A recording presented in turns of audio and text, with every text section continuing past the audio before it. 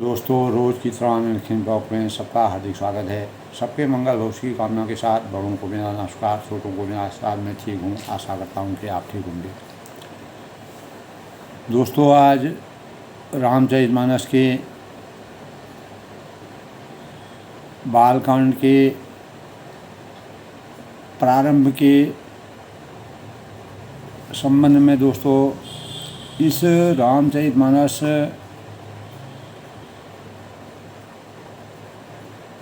के अध्ययन से हमारे जीवन में कितना परिवर्तन होता है, हम कैसे अपने जीवन में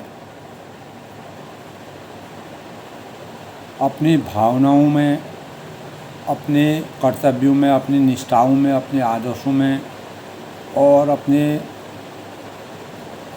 संयमों में किस प्रकार से परिवर्तन करके अपने जीवन को मानव प्रेरणा के रूप में उभारने के लिए प्रतिबद्ध होते हैं। इन भावों का संचार रामचरितमानस के प्रारंभ से ही भगवान शिव की आराधना करने का जो श्रेय है, तो श्री रामचरितमानस का विधिपूर्वक पाठ करने वाले जो भी संत हैं, महाजन हैं, जो भी महानुभाव हैं और महान आत्माएं हैं, जो इस ग्रंथ के अध्ययन करते करते कभी थकते नहीं और इसको जितना हम स्मरण करते हैं, जितना इसका अध्ययन करते हैं, उतना हमारे चिंतन में अनेक प्रकार की शुचिता के भावों का संचार होता है।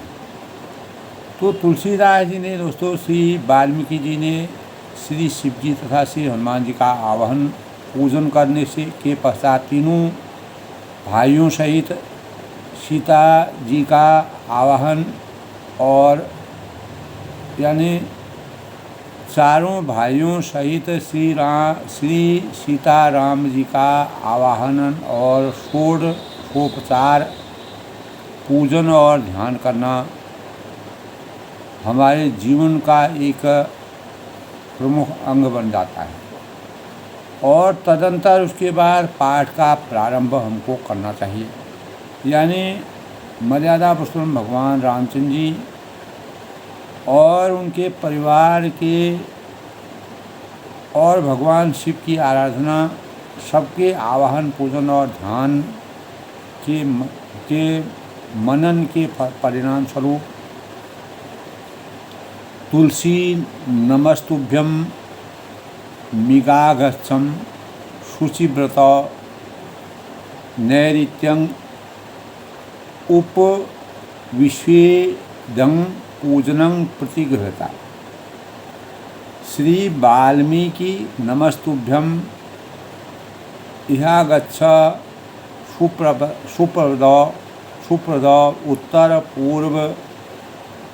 पूर्वो मध्ये तिष्ठ घृणीव मे अर्चनम। गौरीपते नमस्तभ्यं यह गच्छत महेश्वर पूर्व दक्षिण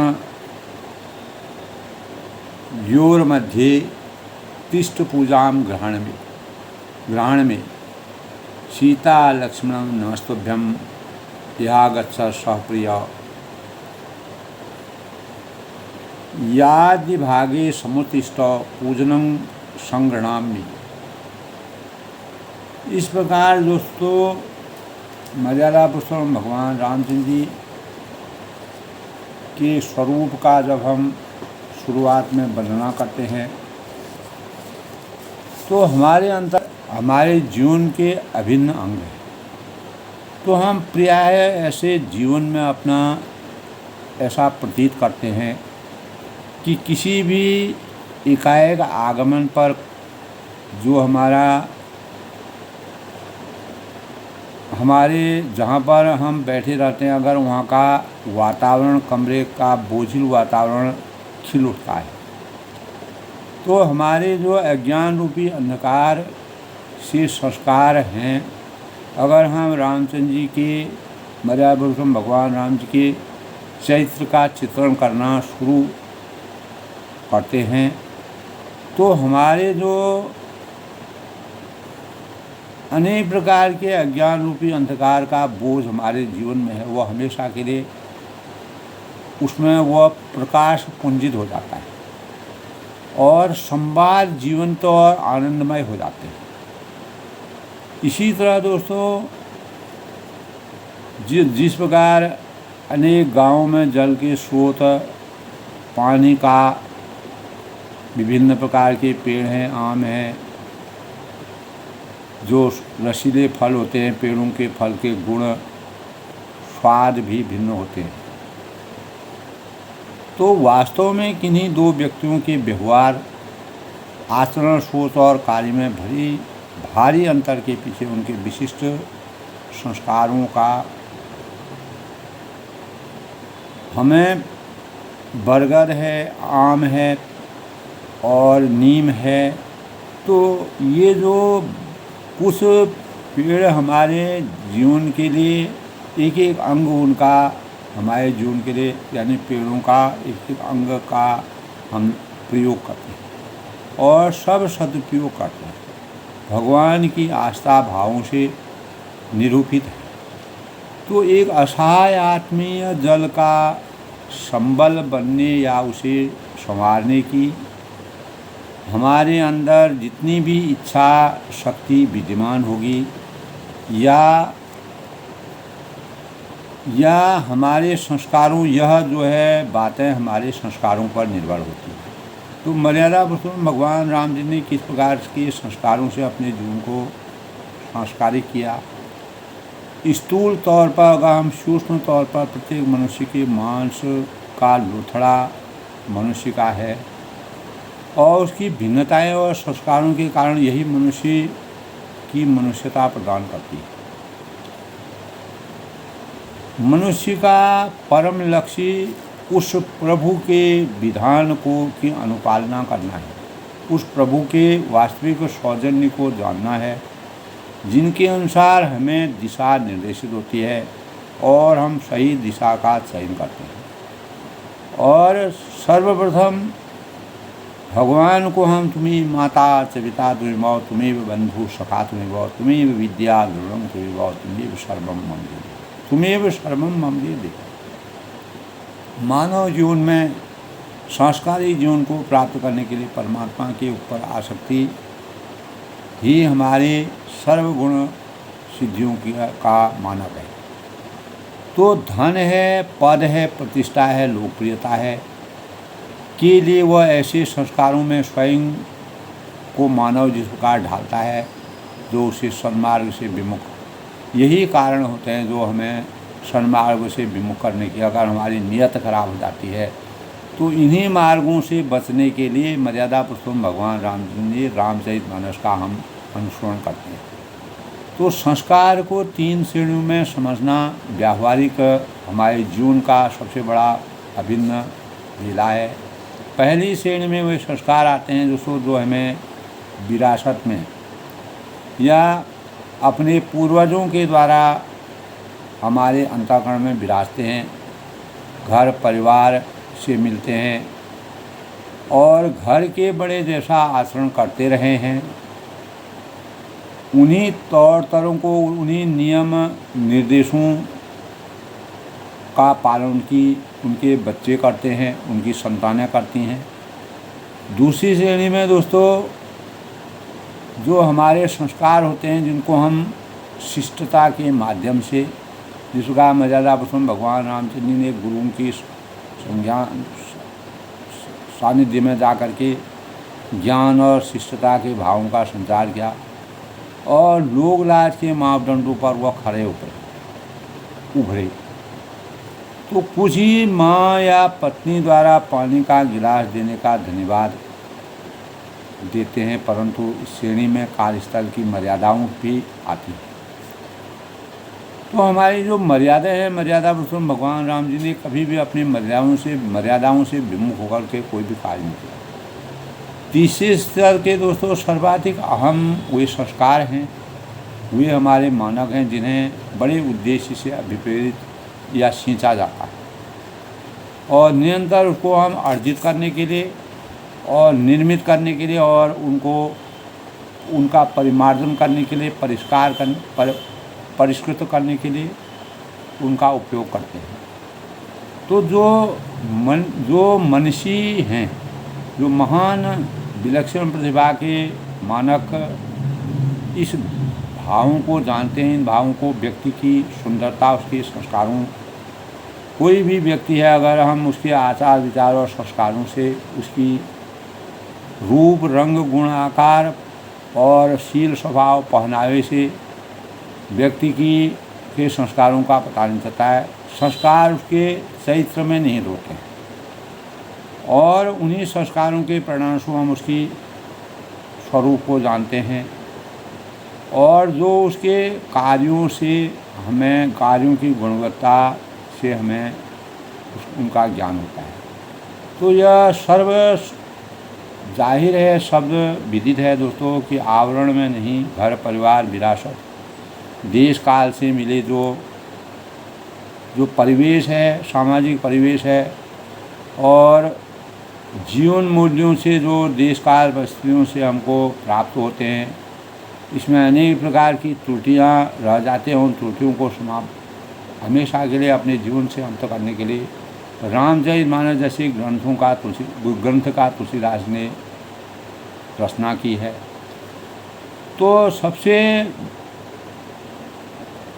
मानकी उद्देश्य की ओर प्रशस्त रहने के लिए आवश्यक है कि हम संस्कारों के अवांछनीय तत्वों को स्वयं पर हावी होने, यानी जो अवांछनीय तत्व हैं, गलत तत्व है जो हमारे जीवन को परिमार्जित नहीं करते हैं। मर्यादा पुरुषोत्तम भगवान राम जी का जब हम रामचरितमानस का पठन पाठन करते हैं तो इसके पठन पाठन से तुलसीदास ने हमारे संस्कारों को परिष्कृत करने के भावों का संचार किया। तो इसके परिणाम स्वरूप दोस्तों आज रामचरितमानस के प्रथम सोपान बालकर्ण की हम अगर प्रारंभ करते हैं, भगवान का नाम लेते हैं तो वर्णानां अर्थसंघानां रसानां छंद समाम मंगलानां कर्तारु बंदी बाण विनाय, यानी अक्षरों और अर्थ समूहों, रसों, छंदों और मंगलों की करने वाली सरस्वती जी और गणेश जी की वंदना तुलसीदास जी करते हैं। और प्रत्येक मानव के जीवन में किसी भी शुभ कार्य को करने से पहले गणेश जी की वंदना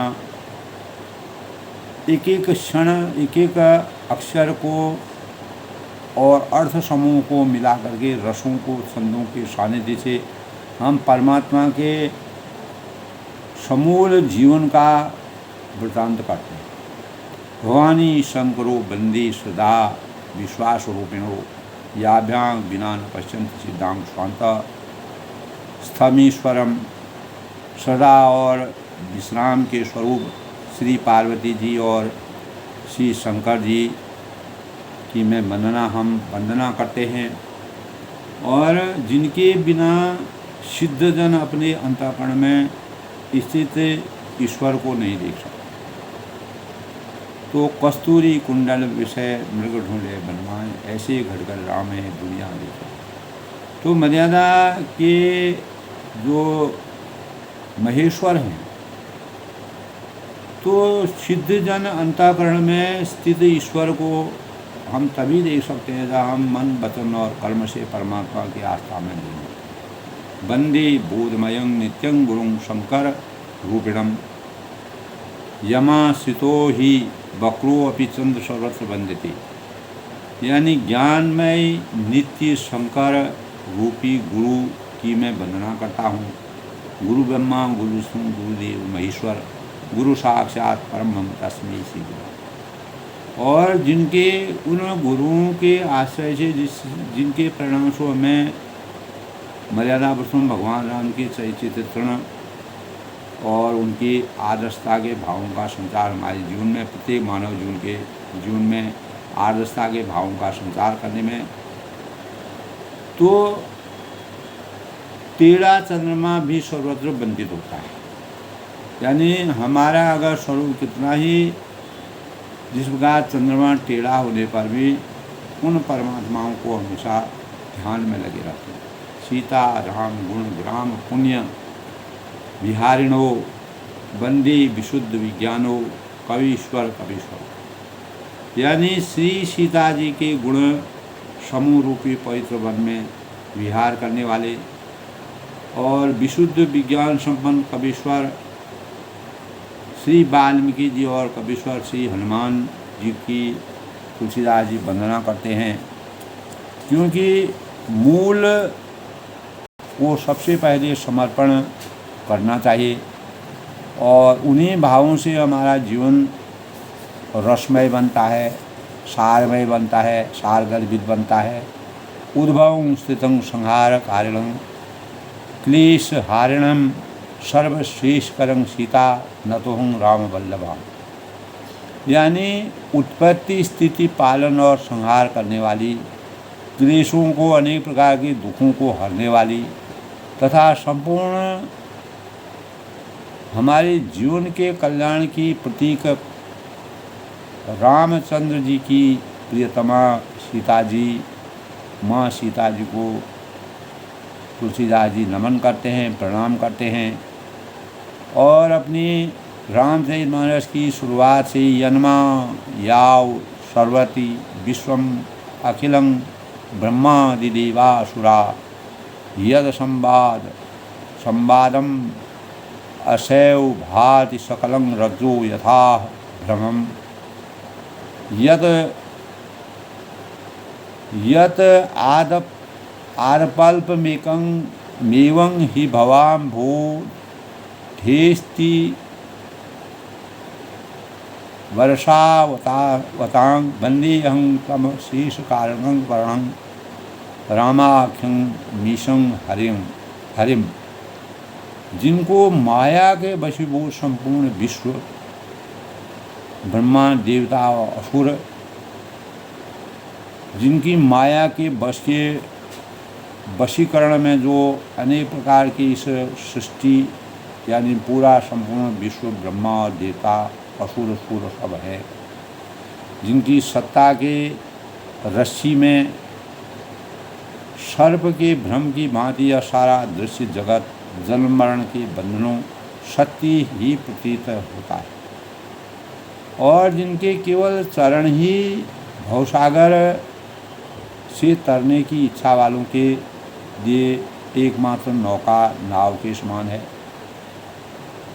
उन समस्त कारणों से परे सब कारणों के कारण सबको श्रेष्ठ राम कहने वाले भगवान श्री हरि की तुलसीदास जी कहते हैं हमको वंदना करनी चाहिए, तभी हम भगवान के सही स्वरूप का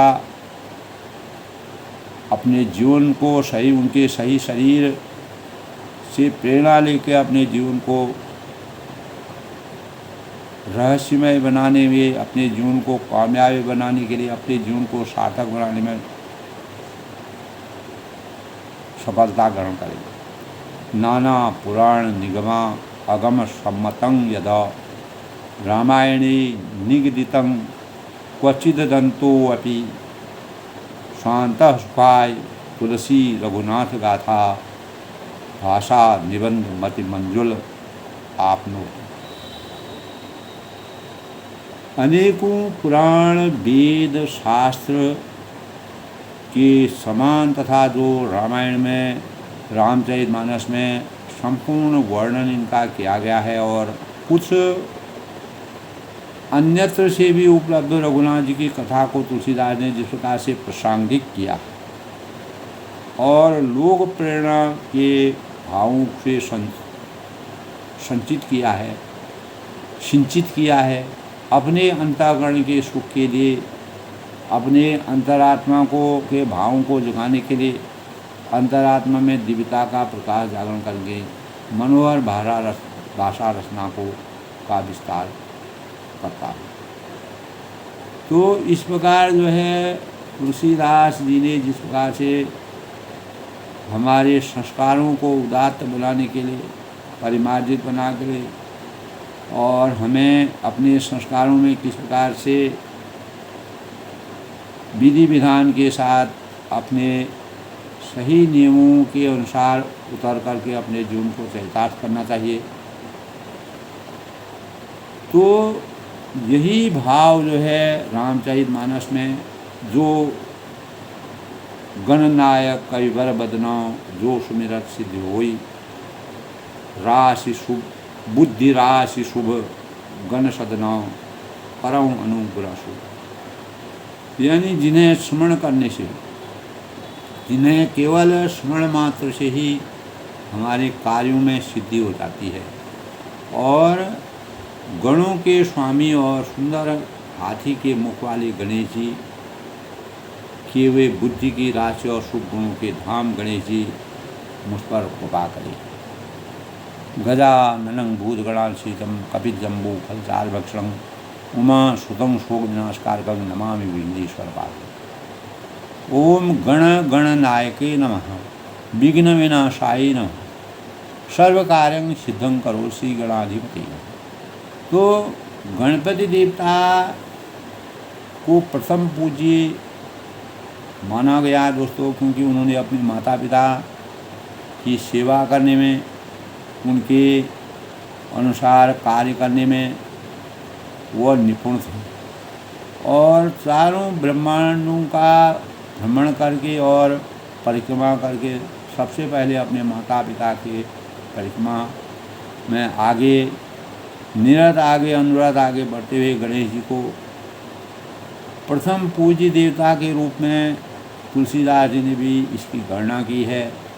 और प्रथम पूज्य भगवान गणेश जी का पूजन करने के भावों को कोई भी यज्ञ करते हैं, अनुष्ठान करते हैं, पूजा करते हैं, पाठ करते हैं, सर्वप्रथम ओम गणानान्ता गणपति नमः विधिनान्ता विधिपते नमः।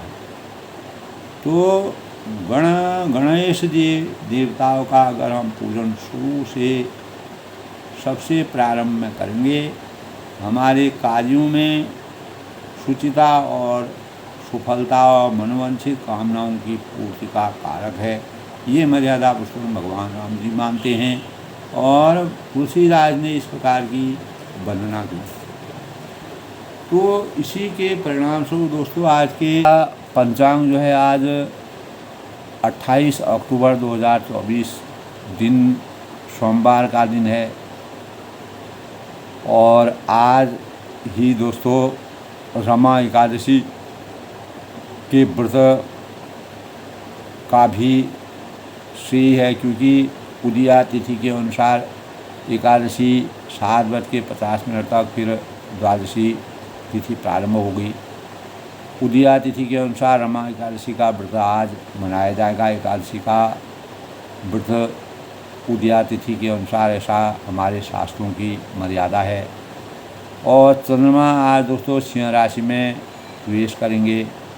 आज उत्तरा फाल्गुनी नक्षत्र, मघा योग, मघा नक्षत्र, ब्रह्म योग, मघा नक्षत्र और ब्रह्म योग वैष्णव समाज के अनुसार 28 अक्टूबर को ही दोस्तों रमा एकादशी के व्रत को करने का श्रेय है। आज के शुभ मुहूर्त की अगर बात करें तो अभिजीत मुहूर्त आज 11:48 से 12:33 तक है। आज का अमृतकाल दोस्तों 8:11 से 9:59 तक है, और ब्रह्म मुहूर्त आज दोस्तों 4:58 तक 5 से 5:46 तक। आज का राहु काल, जिसके दौरान किसी भी शुभ कार्य को करना वर्जित माना गया है, सुबह 7:54 से 9:18 तक।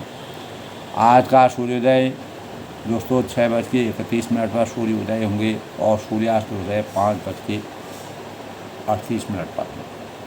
सोमवार को दोस्तों भगवान शिव की आराधना की जाती है, और सोमवार जो है भगवान शिव और चंद्रदेव की आराधना करने का दिन है, और इसीलिए यह दिन चंद्रदेव और भगवान शिव को समर्पित है। सुख, मान, प्रिय, शांति और अच्छी सेहत के लिए, और इस सोमवार का उपवास करना शुभ माना गया है। मनोवांछित फलों की प्राप्ति का द्योतक है। उपवास रखने से अनेक प्रकार की सुविधा के भावों का संचार होता है। इस दिन भगवान शिव पर बेलपत्र है, चंदन है, पुष्प और सफ़ेद पुष्प है, और भांग है, धतूरा है, पंचामृत है, दही है, दूध है, और पंचामृत से भगवान शिव के शिवलिंग की अर्चना करनी चाहिए, पूजा करना चाहिए। भगवान शिव को सोमदेव भी कहा जाता है। सोमवार हमारे जीवन के कार्यों की प्रारंभिका सबसे शुभ दिन माना गया है। सोमवार नए कार्यों को और संकल्पों को करने के भावों का प्रतीक है, और शंकर जी के सरल और सहज जीवन से हमारे जीवन में जो उनकी पूजा अर्चना करने से शांति के भावों का संचार होता है। वैदिक ग्रंथों में के अनुसार दोस्तों, आषाढ़ मास में भगवान महादेव की पूजा करने का सावन और आषाढ़ मास में विधान है। इससे प्रत्येक जातक के जीवन में संकटों से मुक्ति मिलती है और शुभ फलदायी दिन यह माना जाता है। तो सोमवार का व्रत विधि विधान के साथ सात्विक भोजन करके सोमवार का व्रत करने के भाव हैं। तो दोस्तों, भगवान शिव की पूजा विभिन्न देशों में अलग अलग विधि से की जाती है। पौराणिक ग्रंथों के अनुसार पूजा की दो विधियां अधिक प्रचलित है, वैदिक पूजा और पार्थिव पूजा।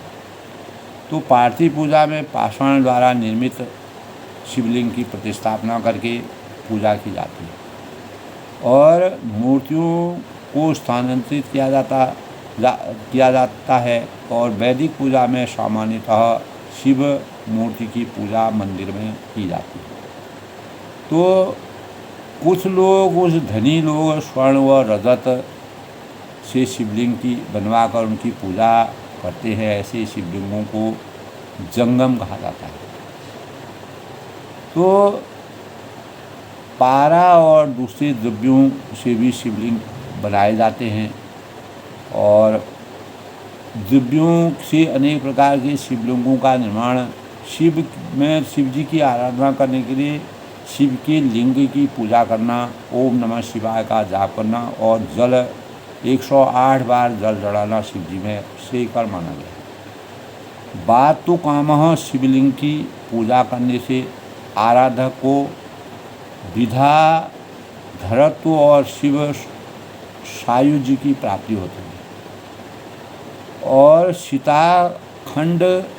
खंडम लिंगम का निर्माण मिश्री से होता है। पुराणों के अनुसार दोस्तों, हमारे पुराणों में इस शिवलिंग से स्वास्थ्य लाभ होता है। गंधलिंग, कस्तूरी, चंदन और कुमकुम से निर्मित लिंग की पूजा से बहुत पुण्य प्राप्त होता है, ऐसा हमारे शास्त्रों में कहा गया है। गोशुक लिंग यानी कपिल वर्ण की गौ के गोबर से शिवलिंग बनाकर काली गाय की गौ के गोबर से अगर हम शिवलिंग बनाकर पूजा करते हैं तो मनुष्य ऐश्वर्य से जीवन यापन करते हैं। और लवणज लिंग त्रिकूट को लवण में मिश्रित कर हड़ताल के साथ शिवलिंग,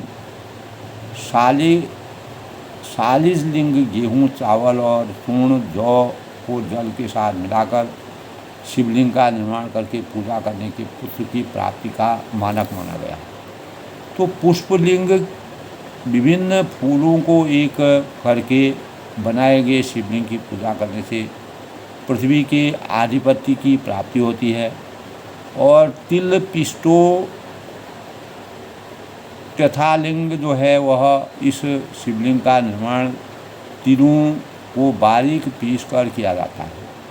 तो इससे पूजन से आराधक की मनोकामनाएं पूर्ण होती हैं। तो अलग अलग प्रकार के शिवलिंग की स्थापना करके अलग अलग फलों की प्राप्ति होती है। और हम दूसरे शिवलिंग की पूजा के सुफलों का वर्णन करते हैं तो विद्या प्रदलिंग की पूजा से आराधक को धन धान्य और की प्रसिद्धि मिलती है। वंशांग रथ पलिंग का निर्माण बांस के अंकुरों से होता है, इससे पूजन से वंश वृद्धि होती है। और नवनीत जलिंग यश और सौभाग्य को प्रदान करता है और कर्पूर जालिंग जो है वह मुक्ति प्रदान करता है। तो स्वर्ण निर्मित लिंग महामुक्तिदाता होता है और अष्ट धातु जलिंग सर्व तरह की मनोकामनाएं पूर्ण करता है। तो अष्ट लौह जातलिंग कुष्ठ रोग से आराधक को मुक्ति प्राप्त होती है और वैदुर्य जललिंग शत्रु के गर्व को नष्ट करता है। इस प्रकार दोस्तों भगवान शिव की पूजा के लिए शास्त्रों का विधि के अनुसार आराधक को पहले से ही पूरी तैयारी करके पूजा करनी चाहिए और पूजा की तैयारी प्रातः सूर्योदय के समय उठने के साथ करनी चाहिए और जिससे 16 उपचार, 10 उपचार, 5 उपचार, गंध पुष्प धूप दीप और नैवेद्य, पाद्य अर्घ आचमन स्नान वस्त्र आभूषण गंध पुष्प दीप नैवेद्य और 18 उपचार में दोस्तों आसन स्वागत पाद्य अर्घ आचमन स्नान वस्त्र यज्ञोपवीत भूषण गंध पुष्प धूप दीप नैवेद्य दर्पण माल्य अनुलेपन और अंत में नमस्कार। इस प्रकार जो है शिव भगवान अपने कार्यों को तो इस प्रकार शिव जी के पूजन में जो है ऐसे तो भगवान शिव को दोस्तों सोमदेव भी कहा जाता है और शिव भोले भंडारी और नागेंद्र हाराय। तो शिव के अनेकों पर्याय हैं दोस्तों। भगवान शिव मर्यादा पुरुषोत्तम भगवान रामचंद्र जी ने हमेशा शिव स्तुति की थी और रामेश्वरम में उन्होंने जब लंका से वह आ रहे थे रावण पर विजय प्राप्त करने के बाद उन्होंने शिवलिंग की स्थापना की जो आज भी हमारे पौराणिक साहित्य को दोहराता है और मर्यादा पुरुषोत्तम भगवान राम जी उस शिवलिंग की स्थापना खुद अपने हाथों से की थी, ऐसा हमारे शास्त्र बताते हैं। तो आज भी रामेश्वरम में दोस्तों उस शिवलिंग की स्थापना है। तो आज के रामचरितमानस के प्रसंग की शुरुआत करते हैं। जो हो गणनायक कविवर बदन जो सुमिरर सिद्ध होई बुद्धिरा शुभ गुण सदन करम अनुग्रह। यानी जिन परमात्मा परम ब्रह्म परमेश्वर भगवान मर्यादा पुरुषोत्तम भगवान राम जी का जो पूरा जीवन का चरित्र है, जीवन का पूरा समूल जीवन उन्हें किस प्रकार से मानव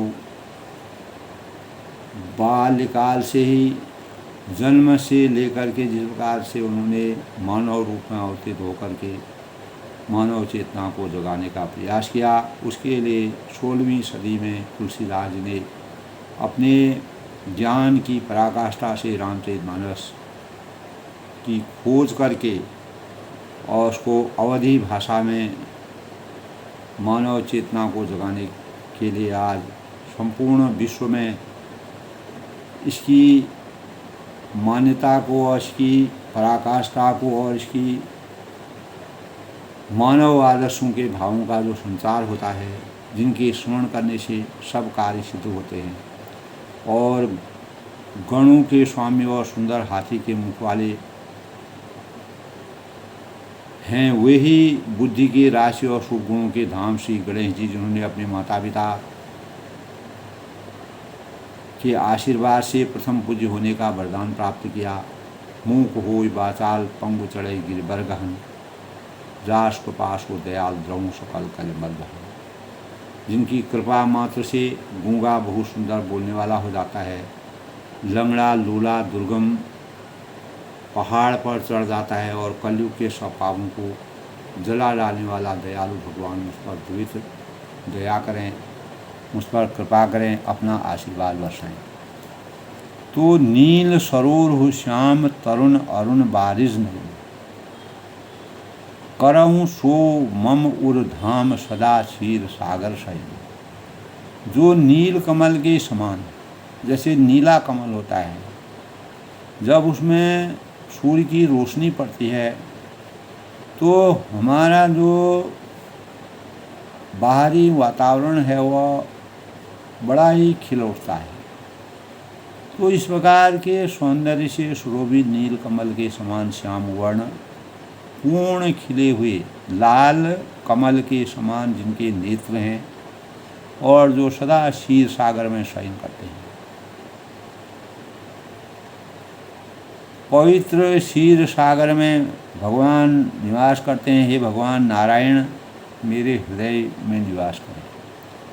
तो तुलसीदास जी ने दोस्तों सबसे पहले सभी देवताओं का ध्यान केंद्रित करते हुए अपने जीवन के लिए एक प्रकार का वरदान मांगा और कुंद इंदु मम देह उमा रमन करुणा अयन जाहि दीन पर नेह करम कपा मर्दन, यानी जिनका कुंदु के पुष्प और चंद्रमा के समान गौर शरीर है। कुंद इंदु कहते हैं दोस्तों कि कुंदु जो है बहुत ही सफ़ेद होता है और ऐसा पुष्प जो चंद्रमा के समान, चंद्रमा के साथ के समान तुलना की गई है। इस प्रकार का खिलता हुआ जो पुष्प है कुंद का, ऐसा शरीर गौर शरीर जो है वह पार्वती जी के प्रियतम दया के धाम है, जिनका दोनों पर स्नेह है। जो दीन हैं, गरीब हैं, हीन हैं, उन पर जो दया बरसाते हैं, वे कामदेव का मर्दन करने वाले, कामदेव के घमंड को समाप्त करने वाले शंकर जी, जो कुंद के पुष्प के समान, चंद्रमा के समान गौरव शरीर है और पार्वती के प्रियतम है और दया के धाम है, कृपालु हैं। और शंकर जी मुझ पर कृपा करें।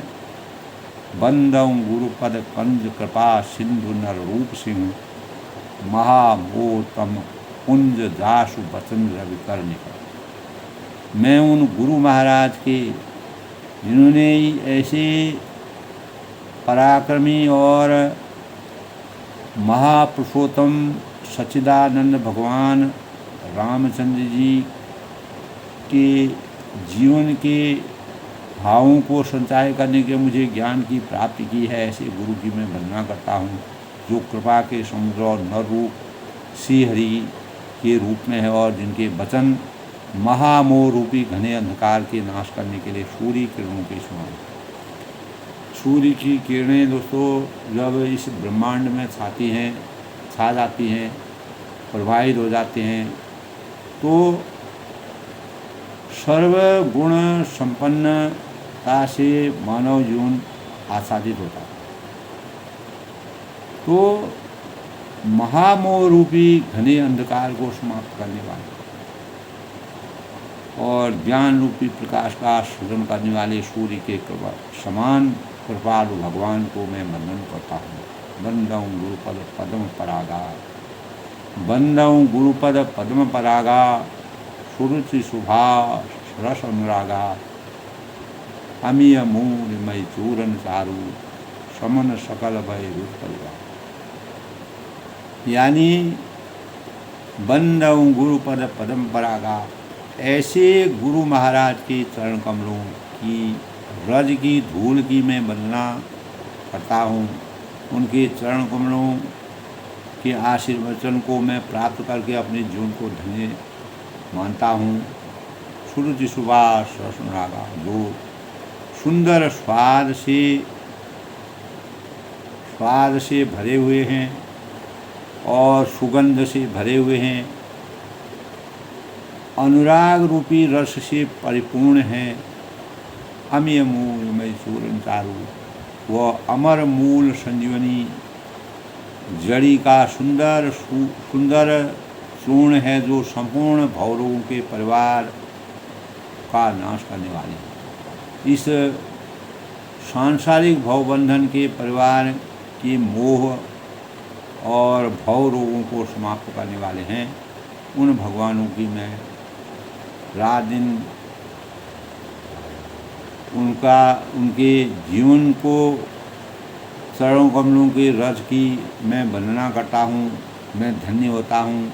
सुकृति संभूतन विमल विभूति मंजुल मंगल मूर्त सूति जन मन मंजुल मुकुर मल हरणी किए तिलक गुण गण बस करनी। वह रज सुकृति पुण्यवान पुरुष रूपी शिवजी के शरीर पर सुशोभित निर्मल विभूति के समान है और सुंदर कल्याण और आनंद की राशि हैं, जननी है, माता है, आनंद की प्राप्ति के द्योतक हैं और भक्त के मन में जन मन मंजु मुकुर मल हरणी, भक्त के मन में सुंदर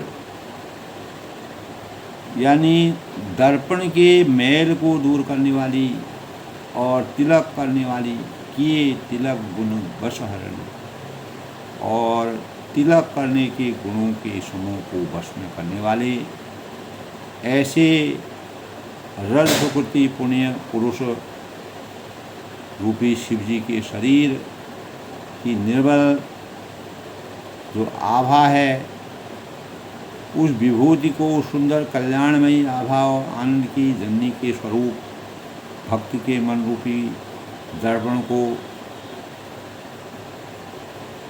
मैल से अनेक प्रकार के माया मोह के बंधनों से अज्ञान रूपी अंधकार से दूर करने वाले महान शक्ति तिलक करने के गुणों के समूह को और अनेक प्रकार के सुसज्जित गुणों से अभिभूत और पूरे मानव वेदना को एक सूत्र में पिरोने, एक सूत्र में बांधने वाले परमात्मा को हमारा वंदन है, हमारा प्रणाम है, हमारा नमन है और हम विनय करते हैं, आराधना करते हैं, प्रार्थना करते हैं। श्री गुरु पद नख मनि जन ज्योति सुमिरत दिव्य दृष्टि ये होती दलन मोह तम सोप कसा सप्रकाशु बड़े भाग और आय हो। तो तुलसीदास जी ने दोस्तों इस प्रकार का वर्णन किया है। जब हम बालकांड के शुरुआत की बात करते हैं तो भगवान गणेश जी के लेके सरस्वती माता और विष्णु भगवान महादेव गणेश जी और मर्यादा पुरुषोत्तम भगवान राम जी के स्वरूप की शुरुआत से पहले मानव रूप में अवतरित भगवान किस प्रकार से वंदना करके तुलसीदास ने मर्यादा पुरुषोत्तम भगवान राम की रचना की शुरुआत प्रारंभ को कैसे नवनीत के समान और अमृतमय बनाया। श्री गुरु महाराज के चरण नखों की ज्योति और मणियों के प्रकाश के समान जिनके स्मरण करने से हृदय में दिव्य दृष्टि की उत्पत्ति होती है, हमारी दृष्टि में अपार क्षमता का संचार होता है। वह प्रकाश दलन मोह तम सोप सब प्रकाश, वही प्रकाश जो है हमारे अज्ञान रूपी अंधकार का हमेशा के लिए नाश करने वाला है, हमेशा विमुक्त करने वाला है और बड़े भाग और आय उदास। वह जिसके हृदय से हृदय में आ जाता है, जिसके हृदय में वह भाव समा जाते हैं, जिसके हृदय में ऐसे महान विशाल और सूर्य के पुंज के समान प्रकाशित आभा का उदीयमान हो जाता है, उनके बड़े भाग्य हैं। वह इस संसार में बड़े भाग्यशाली हैं और वो माया के बंधनों से हमेशा मुक्ति की प्राप्ति का द्योतक। अघर ही विमल विमोचन ही के मिटहि दोष दुख भवरजनी के सूझहि राम सहित मन मानिक गुपुत प्रगट जहाँ जो दही खाने, यानी उनके हृदय में आते ही हृदय के निर्मल नेत्र खुल जाते हैं, हृदय में पवित्रता का आभास हो जाता है और संसार रूपी रात्रि के दोष दुख सब समाप्त हो जाते हैं। एवं श्री रामचंद्र जी रूपी मणि माणिक्य मर्यादा पुरुषोत्तम भगवान रामचंद्र जी का जीवन जिस प्रकार मणि की प्राप्ति हो जाती है, मणि के समान है, गुप्त और प्रकट हैं। जो जिस रूप में उनकी आराधना करना चाहता है वह उसी की खान बन जाते हैं, उसी के भंडार बन जाते हैं और सब दिखाई उनको,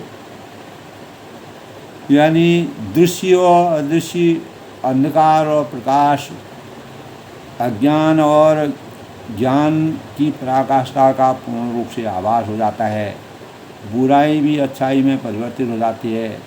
ऐसे शील स्वभाव, ऐसे शिरोमणि रघुकुल की मानक भगवान के बालकांड के बाल रूप की शुरुआत से जब शुरुआत की जाती है तो सभी देवी देवताओं की आराधना के साथ तुलसीदास जी ने इस ग्रंथ की शुरुआत की है। जथा सुवंजन अंजित गौ साधक सिद्ध सुजान कौतुक देतक शैल बनाओ भूतल भूत, यानी जैसे सिद्धजन होते हैं जो सिद्धि को प्राप्त करते हैं, जिससे जैसे हनुमान जी ने और काकभूषण जी ने अपने जीवन में सिद्धि को प्राप्त की परमात्मा की भक्ति में विलीन होकर के, तो ऐसे ही सिद्धिजन को नेत्रों में लगाकर एक साधक की को सिद्धि की प्राप्ति के लिए सुजान पर्वतों, वनों और पृथ्वी के अंदर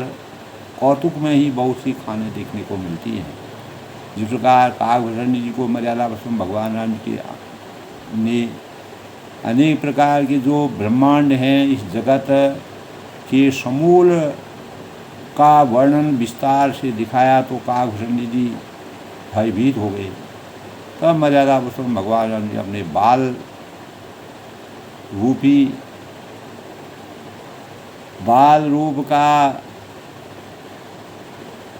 रूप में अवतरित होकर के उन्होंने अपनी बाल लीला करना शुरू किया और काकभूषण जी के अंतर्मन में परमात्मा के प्रति भक्ति का संचार हुआ।